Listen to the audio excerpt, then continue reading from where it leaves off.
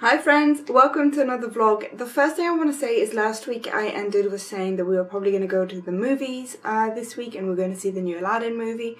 We didn't. We ended up not having time actually. We've had a really hectic week. Again, I'm filming this on Sunday just because this week has just been so crazy. We've had so much going on and we didn't really ever have time to go to the movies, and the times that we kind of did have a bit of spare time, the movie wasn't on those times, so hopefully we'll go next week. So what I want to talk about this week for the positivity segment is making decisions and how sometimes that can be really difficult. So I'm filming this, as I said, on Sunday, so it's the 2nd of June, which means it's coming towards the end of the school year for most countries of the Northern Hemisphere. I know in the US some people are already off, I know in Europe some people might be off within the next few weeks. And that means it's coming up towards the time for a lot of people to be making decisions. When you're in the last few weeks of high school, you need to start thinking about, what do I want to do? Do I want to go to university? Do I want to go to college? Do I want to learn a trade?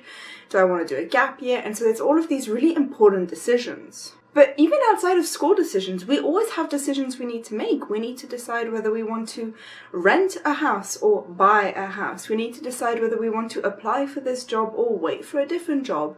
We're always making really important decisions that have repercussions. For some decisions, it can be really easy to decide which of the two options seems the best, but for others, it can be extremely difficult. So what do we do in these cases? Well, I've been given the advice before, when you're faced with two decisions, make the harder decision, take the tougher choice, take the more difficult path.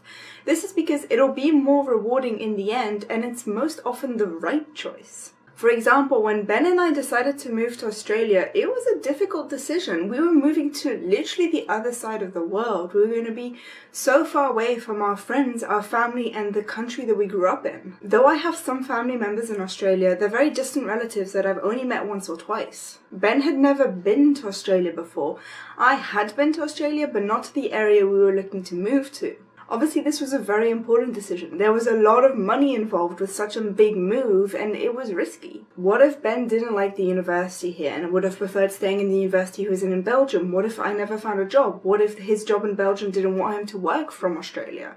There were so many what ifs that came from so many different angles. What if we didn't like living here? What if we were unhappy? What if we couldn't move back to Belgium? What if we were stuck here? The easier decision would have been to just stay in Belgium and live in a country that we know, near our family and friends, and stay in the routine we had already established. The much more difficult and stressful and scary decision was moving to Australia, but that's the decision we made. We knew we wanted a change in our lives. We had always been talking about leaving Europe anyway, and so this just kind of made sense, even though it was super duper stressful. Sometimes though, there isn't a clear tougher decision or a clear more difficult decision, or you're really just unsure. Both decisions seem equally difficult or tough or equally easy. In these cases, I've always been told to do the 2-2-2 rule. Some people do 5-5-5 or 10-10-10. There isn't really a rule as to this rule.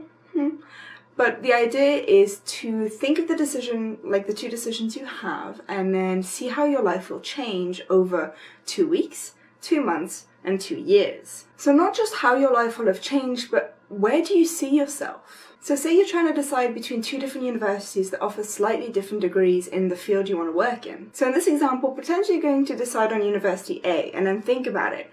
In 2 weeks, how will I feel about going to this university? Maybe it's out of state. How will I feel about being far from my family? That kind of stuff. Again, in 2 months, how will I feel about this? And then in 2 years, which at this point you'll be pretty much finished or almost finished with your degree, how will you feel about it?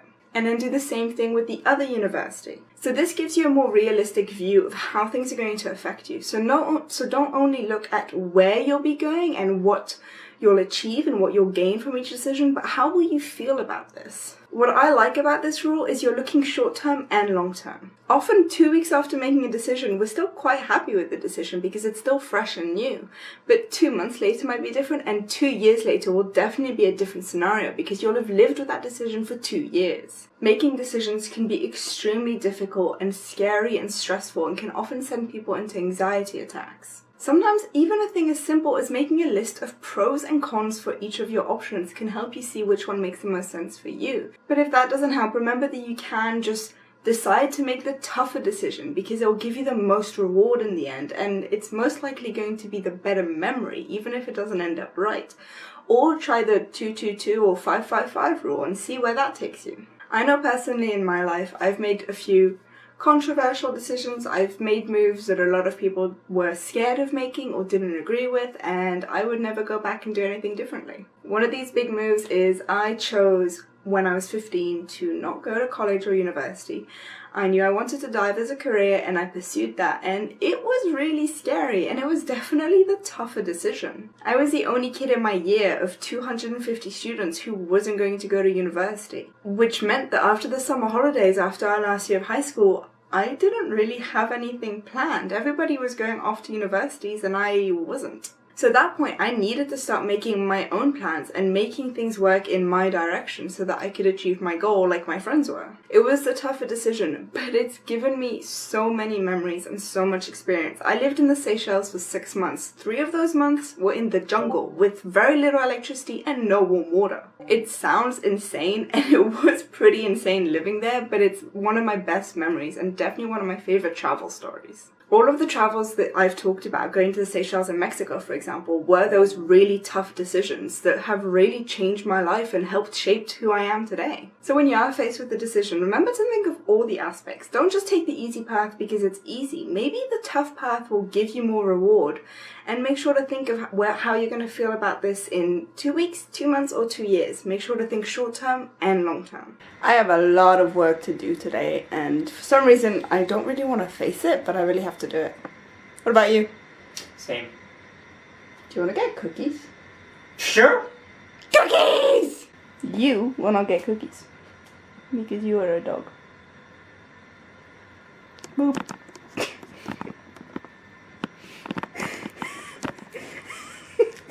So it's Sunday night, it's 9:45, so as most of you know, I'm assuming, in about 15 minutes I'm starting the live stream to celebrate 1 year on YouTube, but also to celebrate the 200 subs that I just reached. So those of you who saw the live stream know that we did a bit of a trivia game where Ben had some questions prepared for me, but I just want to show you guys the setup that we have. So we're set up in the living room, so you can see Ben is getting the actual computer set up. We've got the game set up just there and the camera. So that's kind of the behind the scenes of the live stream. Hopefully it goes well.